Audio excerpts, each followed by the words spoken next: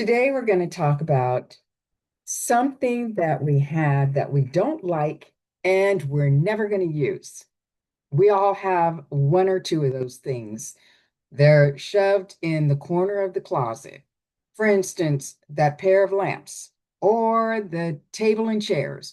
They're shoved off in the corner of a closet somewhere. We've never used them. We've never liked them. And guess what? We're not going to start liking them anytime soon. So, really, what we should do is let them go. Just let them go. I know it seems like it could be wasteful, that we would like to use it someday, even though we know that someday is not on the calendar, but we still think we might find some value in it someday and we want to just keep it. Well, I'm here to tell you, you're never going to like it. You're never going to use it. Someone else out there could benefit from that item that you have stuffed in the closet that could be made useful for every day for someone else to enjoy.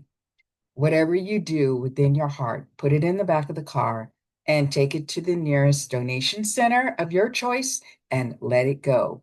Just remember that it's being used, it can be used by somebody else who can benefit from it and not have it stuffed in their corner. It's not always the easiest thing to do, but it's definitely freeing.